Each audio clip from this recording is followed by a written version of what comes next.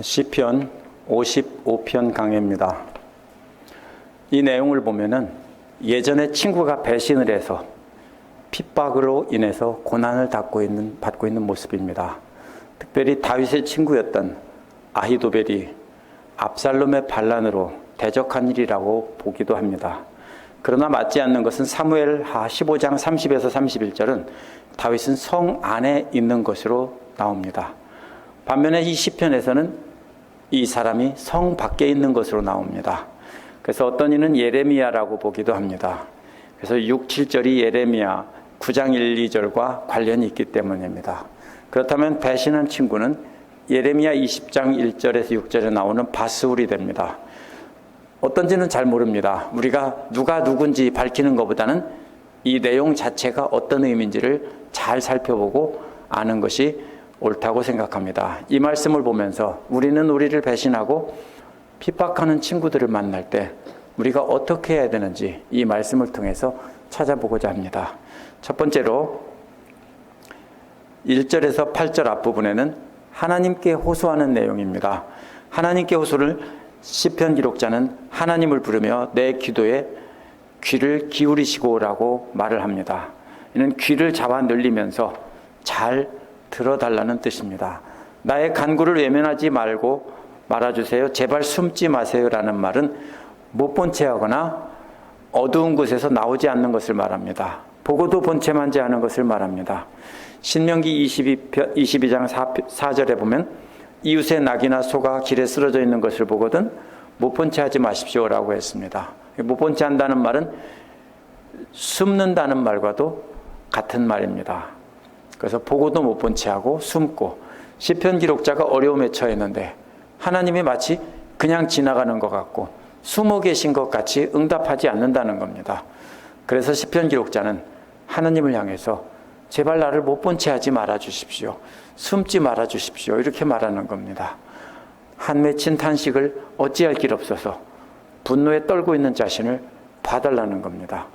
2절에서 나를 굽어보시고 라는 말은요, 좀 더 주의 깊게 잘 들어달라는 뜻입니다. 주의 깊게 들어주시고 응답해달라는 겁니다.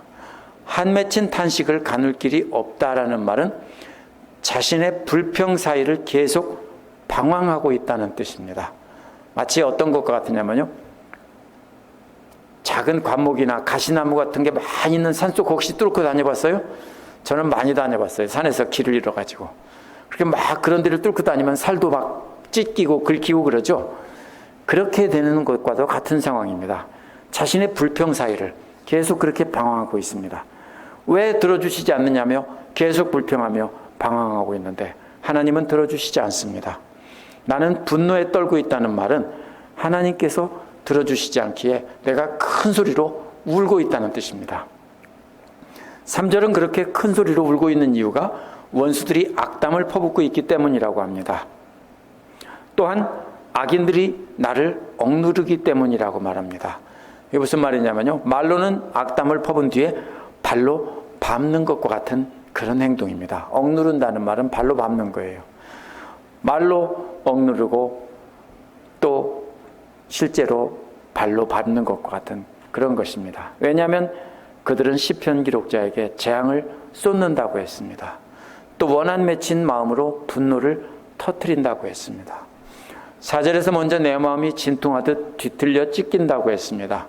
원어는 심장이 춤을 추듯 떨린다는 뜻입니다. 이게 마음이 아니고요, 이게 심장이란 말이 나오니까 또 의역해서 마음이라고 이렇게 했는데 그게 아니라 심장이 진짜로 춤을 추듯 떨린다는 겁니다. 언제요? 대적들이 악담을 퍼붓고 억압을 하기 때문입니다. 또 죽음의 공포가 엄습해온다고 했습니다. 단순히 마음이 아프다는 뜻이 아닙니다. 대적들이 시편 기록자를 죽이려고 하기 때문에 우리가 죽음의 공포 앞에 서면은 심장이 춤추듯 떨리고 죽음의 공포에 억눌려 있는 것입니다. 이것은 진짜로 심장이 춤추듯 떨리는 겁니다. 진짜 두려우면 그렇게 되죠.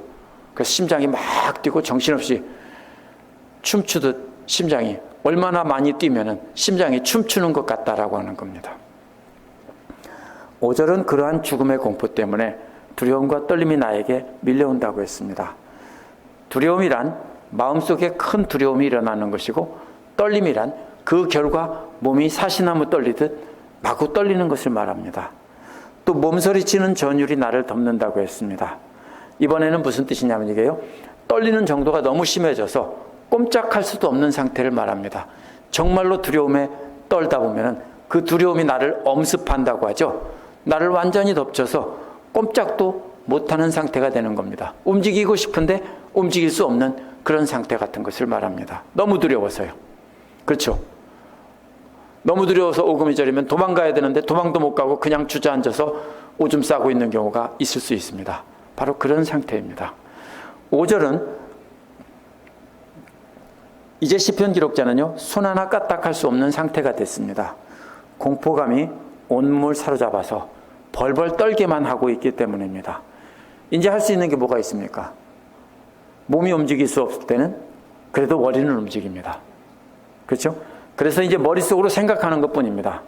그래서 6절에서 시편 기록자는 탈출하는 소망을 비둘기에 비유해서 생각하고 있습니다. 비둘기가 날아가는 것 말고는요, 완전히 사로잡혀 있어서 전혀 탈출할 길이 없다라는 뜻입니다. 그래서 7절은 이처럼 비둘기가 날아가서 안전한 곳에 피하는 모습을 비유로 말하고 있습니다.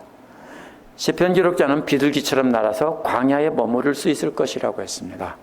팔레스타인 지방의 비둘기는 사람들이 살지 않는 광야의 바위 틈 절벽에 좁은 곳에 둥지를 튼다고 합니다. 그렇기 때문에 폭풍이 몰아쳐도 끄떡이 없고 도시의 요란한 소요 사태에도 아무런 상관이 없다고 하는 것입니다. 그래서 비둘기처럼 자기가 날아서 광야의 좁은 바위 틈의 둥지에서 쉴 수 있으면 좋겠다라고 머릿속으로만 생각하는 겁니다. 실제로는 대적들의 공포 때문에 꼼짝도 못하는 것입니다. 이러한 광야는 사람이 없는 곳입니다. 비가 온 뒤에 풀이 나면 양들을 이끌고 나와서 양들을 먹이는 목자들 빼놓고는 아무도 없습니다. 그렇기 때문에 이 광야는 어떤 곳입니까? 아주 평화롭고 안전한 곳입니다. 거기다가 더군다나 비둘기의 둥지는 절벽의 바위 틈에 있다고 했으니까 그 중에서 더욱더 안전한 곳입니다. 그래서 욥기 38장 26절에서도 사람이 없는 땅, 인기척이 없는 땅이라고 했습니다. 광야를요.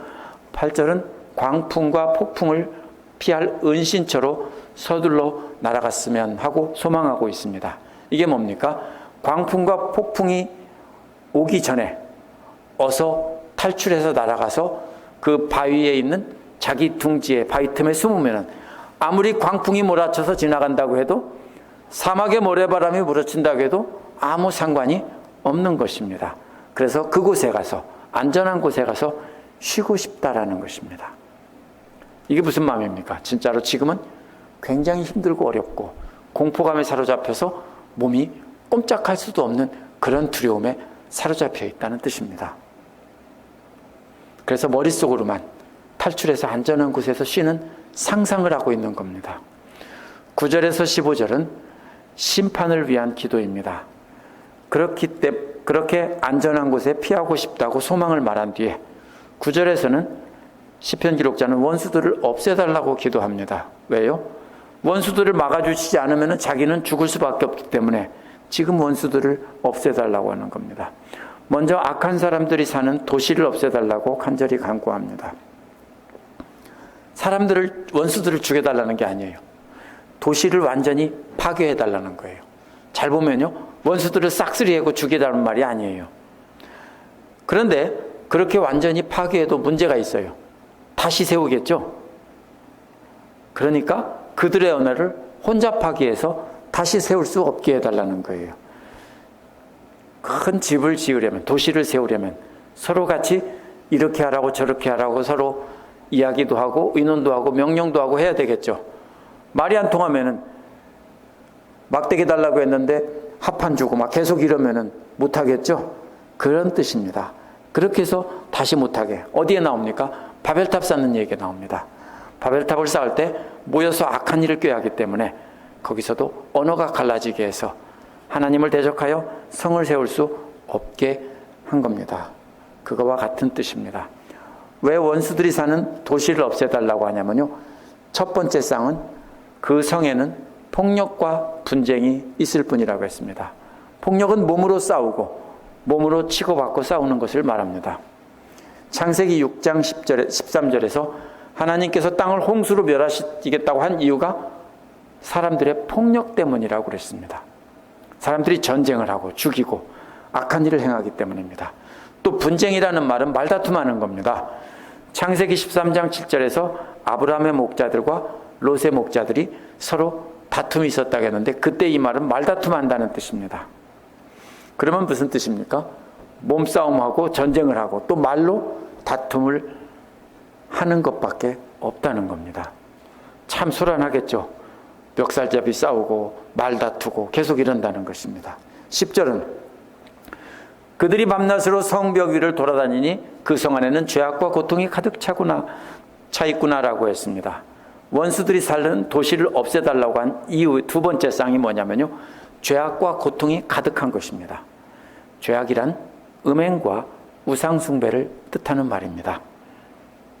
고통이란 악행이라는 뜻인데요. 남을 억압하여 재물을 빼앗고 돈을 빌려주고 높은 이자를 받고 안 주면은 빼앗고 집을 빼앗고 또 자녀와 아내를 빼앗고 이렇게 하는 것이 바로 이 고리대금업을 하는 것이 바로 이 악한 일입니다. 악행입니다.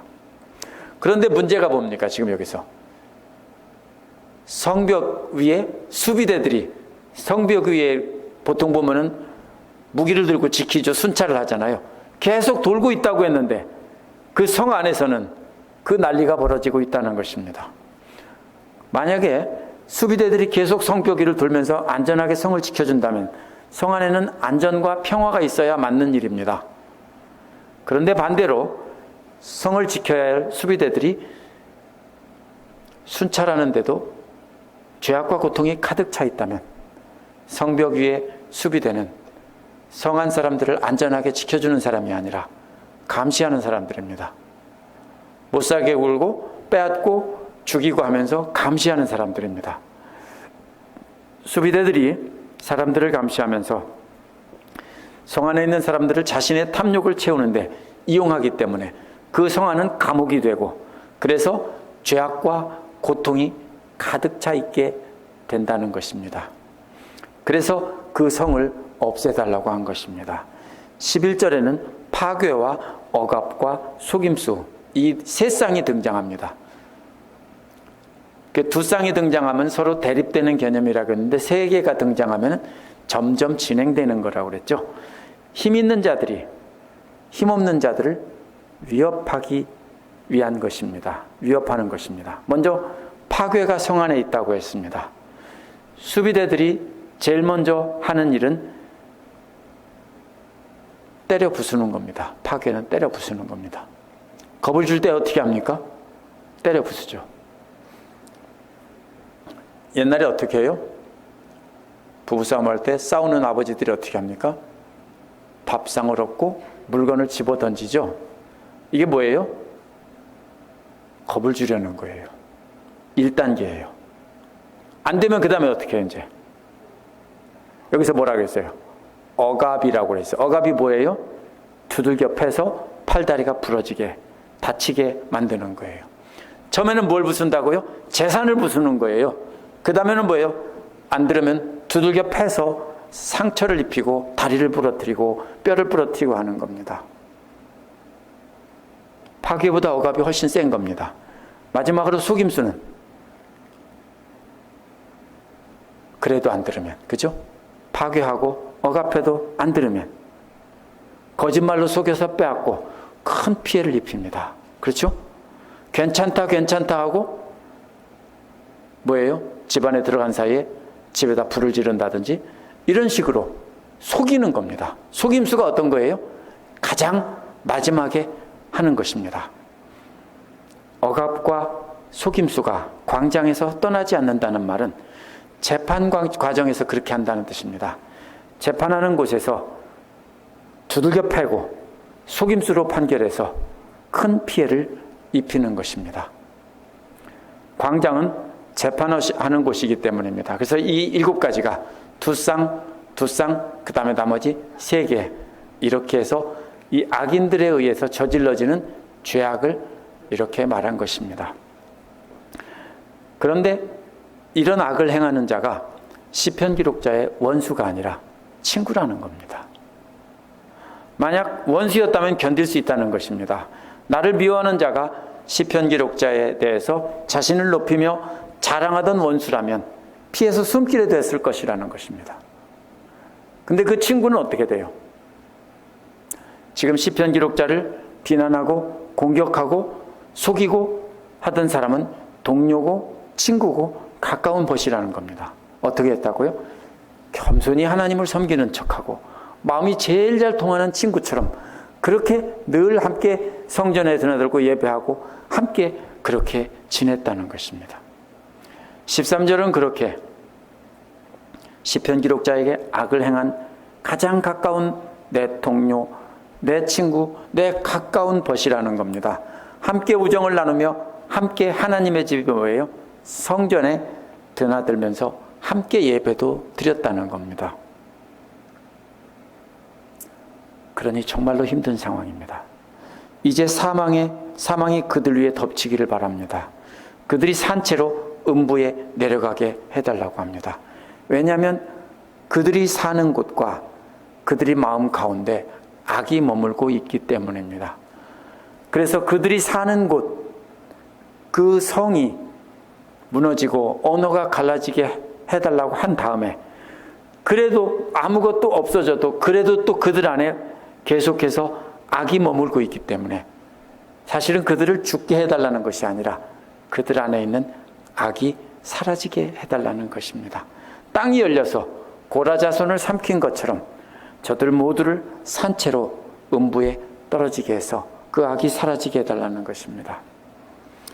세 번째로 16절에서 21절은 하나님의 간섭을 요청하는 것입니다. 이제 이 악한 친구들에 대해서 시편 기록자가 할 수 있는 일은 기도뿐입니다. 그러나 악인들이 멸망하게 해달라고 기도하지 않습니다. 앞에서 그렇게 하는 이유는 악이 완전히 사라지게 해달라는 뜻입니다. 16절에서 시편 기록자는 오직 하나님을 부를 것이라고 했습니다. 이런 상황에서 상대를 저주하기보다는 하나님을 부르면 하나님이 자신을 구해 주신다는 겁니다. 17절에서 시편 기록자는 저녁에도 뭐라고 했어요? 저녁에도 또 뭐라고 했어요? 그 다음에 한낮에도 이렇게 하면서 아침에도 한낮에도 이렇게 했죠. 왜 이런 순서로 말합니까? 히브리 사람들은 저녁부터 하루가 시작됩니다. 그래서 저녁, 아침, 한낮 그렇게 지나면 하루가 끝나는 것입니다. 그럼 무슨 뜻입니까? 하루 종일, 하루 시작하는 시간부터 마치는 시간까지 그렇게 탄식과 신음으로 기도만 한다는 것입니다. 왜요? 두려움과 공포에 사로잡혀서 꼼짝할 수 없고 움직일 수 있는 건 뭐만 있어요? 머릿속에 생각뿐입니다. 그래서 하나님께 기도만 한다는 것입니다. 18절은 그렇게 기도한 결과에 대한 확신입니다. 그것은 시편 기록자를 대적하여 치는 전쟁에서 하나님께서 안전하게 자기의 생명을 구해줄 것을 확신하고 있습니다. 대적들이 아무리 많다고 하더라도 분명히 구해주실 것이라고 확신하고 있습니다. 19절을 보면 하나님께서 분명히 들으시고 응답해 주실 것이라고 했습니다. 그 하나님은 오래전부터 보좌에 앉아 계시는 분이라고 했습니다. 이는 시편 기록자의 기도를 들어주시고 응답해 주시는 분이 창세전부터 보좌에 계속 앉아 계시는 창조주 하나님이시라는 뜻입니다. 그 하나님은 마음을 고치지도 않고 하나님을 두려워하지도 않는 사람들을 친다는 것입니다. 그렇다면 죄를 하나도 짓지 않은 사람이 하나님의 심판을 받는 사람이 아닌 것입니다. 죄를 짓고도 회개하지 않고 하나님, 심판하시는 하나님을 두려워하지 않는 사람을 친다는 것입니다. 그러니까 여기서 우리가 죄가 있다고 두려워할 필요가 없습니다. 죄가 있어도 회개하면 하나님께서 용서해 주시는데 여기서 하나님이 치시는 사람은 죄를 짓고도 회개하지 않고 하나님도 어디 있냐며 두려워하지도 않는 사람들입니다. 20절은 하나님이 벌해주시는 악인들이 어떤 사람인지 설명하고 있습니다. 그들은 가장 가까운 친구를 치는 사람들입니다. 가장 가까운 친구와 맹세로 언약을 맺은 언약을 깨트리는 사람들입니다. 이런 거죠. 맹세가 뭐예요? 예를 들면은 안중근 의사처럼 새끼손가락을 잘라가면서 혈서를 써가면서 맹세한다. 이런 거예요. 그죠? 친구와 함께 너와 나의 우정은 영원히 변치 말자. 새끼손가락 꼭꼭 걸고. 이렇게 그 정도는 아니겠죠. 더 큰 맹세를 했겠죠. 너와 내가 만약에 배신하면 너는 죽어도 좋다. 나도 죽어도 좋다. 이런 겁니다. 그렇게 친한 사이고 그렇게 가까운 사이입니다. 근데 그 입이 어떻다고요? 엉긴 젖보다 부드럽다고 했습니다. 엉긴 젖이 뭡니까? 이스라엘 사람들은 가죽 부대에다가 우유를 넣고 다니다가 뜨거운 사막을 지나다 보면 그게 어떻게 합니까? 그 고온에 그 우유가 마르고 발효되면서 치즈가 됩니다. 그 안에서 치즈가 되는데 그 자연적으로 뜨거운 사막에서 생긴 치즈는 우리가 파는 치즈보다는 훨씬 더 부드러운 모양입니다. 그냥 치즈도 만지면 굉장히 부드럽죠. 근데 입이 엉긴 젖보다 부드럽다는 것은 아주 부드럽다는 뜻입니다. 그들이 말하는 입이 얼마나 부드러운지. 그런데 실제로 그들의 마음에는 다툼이 가득하대요. 그러면 그 입은 뭐예요? 거짓이에요. 또 엉긴 젖 같은 입에서 나오는 말은 뭐라고 했습니까? 이번에는 한술 더 떠서 기름보다 더 매끄럽다라고 했습니다. 엉긴 젖 같은 입에서 나오는 말은 기름보다 더 매끄럽대요. 그러나 사실은 뽑아둔 비수라는 겁니다. 이게 바로 악인입니다. 이게 시편 기록자의 친구예요. 그렇게도 믿었던 내가 뒤에서 칼을 뽑아서 등에다 꽂다니, 이런 겁니다.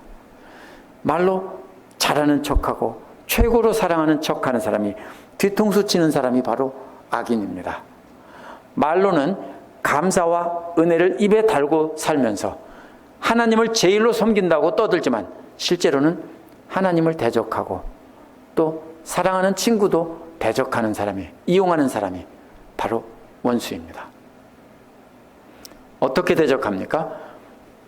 하나님의 사람들에게 말로는 최고 듣기 좋은 말로 부드럽게 하면서 친구인 척하지만 실제로는 뒤에서는 흉보고 욕하고 공격하는 사람입니다. 이게 원수입니다. 배신감 참 크겠죠. 누가 생각나요? 지금 가장 가까운 친구가 생각나요. 근데 그 친구는 그렇지 않겠죠. 절대로 그럴 리 없다고 생각하죠. 근데 만약에 실제로 그런 배신을 당했다고 본다면 얼마나 힘들겠어요.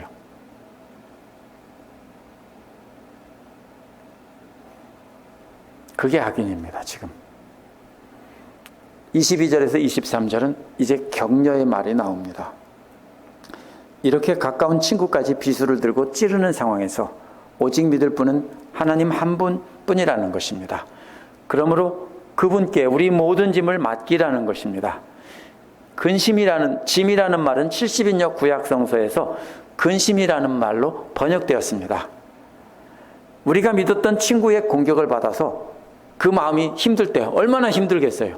그게 근심인 거예요. 그죠? 별의별 생각을 다 하겠죠. 그럴 수가 있어 하면서 잠을 못 자겠죠. 그게 근심인 거예요. 그게 바로 뭐예요? 여기서는요, 히브리어에서는 짐이라고 되어 있는데 그리스어로 번역한 말에는 그것이 근심이라고 번역되어 있다고요. 바로 우리가 지고 있는 짐은 바로 뭐냐면 마음속에 근심이에요. 그죠? 우리 부인도 근심을 잘할 때가 있죠. 그러면 그것을 계속 지고 있으면 그 근심에 눌려서 살 수가 없어요. 어떻게 하라고 했어요? 맡기라고 했죠. 근데 맡긴다는 말이 그런 뜻이 아니에요. 내던지라는 뜻이에요. 왜요?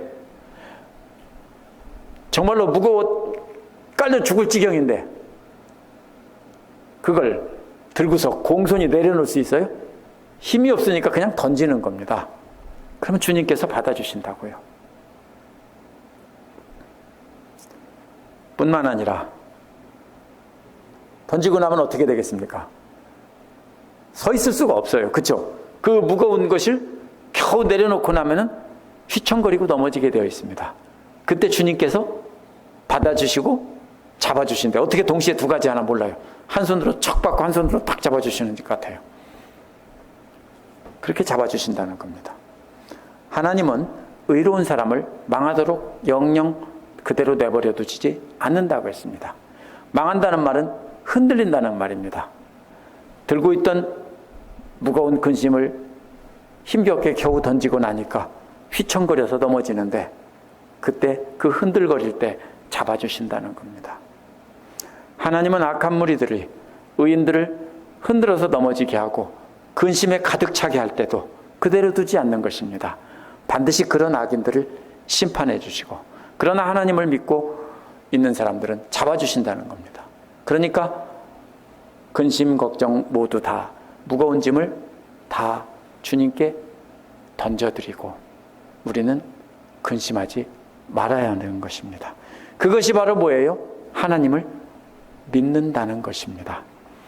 시편 기록자는 대적들의 공격을 받아서 꼼짝할 수 없게 됐습니다. 그런 상황에서 하나님만 바라보고 의지하고 있습니다. 근데 진짜 힘든 게 뭐예요, 여기서요? 가장 가까운 친구가, 그렇게 달콤한 말을 하던 친구가, 맹세한 친구가 나를 배신하고 있어요. 그러한 친구들을 개인적인 원수를 갚아달라는 것이 아닙니다. 하나님의 원수, 그 악한 것을 제거해 달라는 뜻입니다. 시편 기록자를 속인 원수들은 하나님과도 가장 친한 척하면서 하나님을 속인 하나님의 원수이기 때문입니다. 그러므로 오늘날 우리가 하나님을 잘 믿는 척하면서 속으로는 안 믿는 것은 그냥 사람들 앞에서 죄가 아닙니다. 그건 누구의 원수입니까? 하나님의 원수입니다.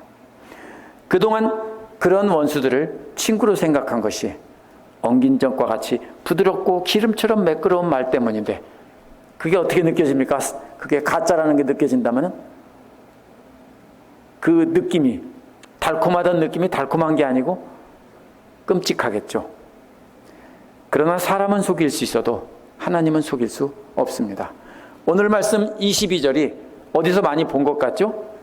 베드로전서 5장 7절에 인용되어 있습니다. 베드로전서 5장 7절은 제자훈련 받으신 분들은 외운 말씀입니다. 너희 염려를 다 주께 맡겨버리라. 이는 저가 너희를 권고하심이라. 베드로전서는 뭘 가지고 했어요? 구약성서의 히브리어가 아니라 그리스어로 번역된 70인역 구약성서를 보고 이것을 인용을 했어요. 베드로가 말하는 염려가 뭐예요? 하나님이 하실 일, 하나님께서 근심하시고 어떻게 심판할까 할 것을 내가 가지고 근심하고 걱정하는 게 바로 이 염려예요. 누구한테 한 말입니까, 베드로는? 베드로전서는 누구한테? 교회의 젊은 지도자들에게 한 말이에요. 유언처럼 베드로는 죽어가면서 죽을 때가 가까웠을 때 유언처럼 남긴 거예요. 이제는 너희들이 교회를 잘 이끌고 가야 되는데 이 젊은 지도자들은 너희 모든 염려를 다 주께 던져버리라. 그거를 이해하려면 5장 2절부터 봐야 돼요. 뭐라 하겠어요? 성도들을 말씀으로 양육하는 사람들에게 기쁜 마음으로 양떼를 먹이라고 했어요. 그 사람들이 또 근심하는 사람이에요. 기쁜 마음으로 양떼를 먹이라고요. 3절에서는 그렇게 먹일 때 자신이 맡은 사람을 지배하지 말고, 지배하려고 하지 말고 모범을 보이라고 했어요. 근데 우리가 실수하는 게 뭐예요? 내가 맡아서 가르치고 내가 돌보고 있으면 내가 많이 해줬으니까 자꾸 뭐라고 그래요? 내가 컨트롤 하려고 그래요. 그죠? 가르치려고 그래요. 근데 어떻게 하라고요? 모범을 보이라고요. 혹시 자녀들을 잔소리하고 컨트롤하고 매를 때려서 혹시 잡아서 잘된 자식이 있어요? 그런 거 없어요. 언제 돼요? 내가 모범을 보일 때, 내가 보인 모범을 보고서 자녀들이 배우는 거예요. 영적인 자녀들도 마찬가지예요. 우리가 자꾸 근데 뭐라고 그래요? 교회에서 뭔가를 내가 맡거나 뭔가를 하면은 자꾸 다스리고 지배하고 내가 뭔가 위에 있는 사람처럼 어른처럼 한마디씩 하려고 그래요. 예를 들면 우리 집사님들 목자 하시다가 내려놓으신 세 분들이 있으면요, 그분들이요, 그런 분들에게 해당되는 말이에요. 자꾸 뭐 하고 싶어요? 아니까 자꾸 간섭하고 싶죠. 그죠? 아, 그렇게 하면 안 돼. 이렇게 하고 싶죠. 제가 집사님들한테 뭐라고 하는 게 아니라 예를 들은 거예요. 자꾸 그런 마음이 생길 거예요. 그죠? 아, 저렇게 하면 안 되는데 그런 마음이 들죠. 그래서 이렇게 하는 거야 자꾸 얘기하는데 베드로전서에서 그렇게 하지 말라는 거예요. 뭐 하라고요? 그냥 본을 보이면 다 알아요. 그러면서 심부름하는 거예요. 5절 6절에서는 뭐라고 말하고 있어요? 하나님의 권위를 가진 교회 어른들 앞에서는 자기를 낮추고 겸손히 복종하라는 거예요. 장로라는 말이 노인들이라는 뜻이에요. 근데 일선에서 물러나 있는 사람들이고, 아니면 교회에 오늘날 말하면 목회자일 수도 있고, 그러나 장로는 꼭 목회자라는 뜻은 아니에요.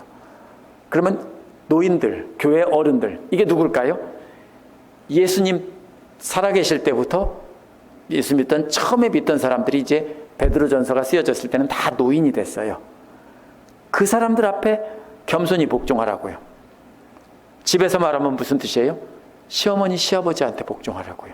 아무 힘도 없고 권력도 없고 아무것도 없어서 늙은 노인일 때도, 그런데도 복종하라고요. 그럼 뭐예요? 아랫사람들한테는 겸손히 모범을 보이면서 섬김으로 가르치고, 윗사람한테는 어떻게 해요? 자기를 낮추고 겸손히 복종하라고요. 이렇게 하면서 한 말이 7절에서 다 맡기라는 거예요. 근데 그게 편할까요? 아니요. 뭐가 있어요? 근심, 걱정, 우라통 터지는 게 막 마음속에 잔뜩 일어난다고요. 한마디 꼭 해주고 싶다고요. 그죠? 그게 지고 다니는 게, 그게 바로 뭐예요, 이제요? 확 말로 다 품어서 시원하다 그러면 안 돼요. 그냥 지고 있어야 되는데요. 지고 있다가 하나님한테 던져버리라고요. 오늘 시편 기록자도요, 기도한 후에 염려의 짐을 다 하나님께 맡겼어요. 원수가 자기를 죽이려고 하고 가장 친한 친구가 배신했을 때 정말로 속이 아파 죽겠어요. 계속 잠도 안 자고 그 생각만 해요. 그런데 다 맡겼어요. 시편 55편 22절을 인용한 베드로도 시편 52편 기록자와 마찬가지로 염려를 다 하나님께서 하실 일이니까 하나님께 다 맡겨버리고 겸손히 아랫사람의 본이 되고, 교회 지도자들에 대해서는 하나님의 앞에 서는 것처럼 그렇게 겸손히 낮은 자세로 서라는 겁니다. 교회에서 가르치고 섬기고 봉사하면서 근심하는 모든 것을 다 하나님께 맡겨야 할 짐은 자신이 지고 끙끙거리기 때문에 힘든 겁니다. 그렇죠? 아니에요? 내가 다 그걸 지고 끙끙거리기 때문에 힘든 거예요. 내려놓으면 안 힘들은데. 누가요? 잘못하면 주님이 심판하신다고요. 잘못한 건 주님이 책망하시고, 만약에 멸망시키면 주님이 멸망시킨다고요.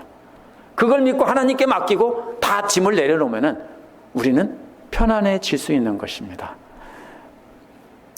나를 해치는 원수라도 심판은 내가 할 일이 아닙니다. 우리는 단지 기도할 뿐입니다. 기도한 후에 심판은 하나님께서 하실 일이므로 우리는 그 짐을 하나님께 내려놓고 뭐 하라고 했습니까? 원수까지 사랑하고 용서하는 삶을 살아야 하는 것입니다. 예수님께서 원수까지 사랑하라고 하신 것도 역시 하나님께서 하실 심판을 우리가 지고 가지 말라는 것이죠. 그래서 그거를 다 내려놓으라는 뜻입니다. 우리 이 말씀 기억하면서 이제 어떻게 용서하고 사랑할지 그대로 할 수 있으면 좋겠습니다. 기도하겠습니다.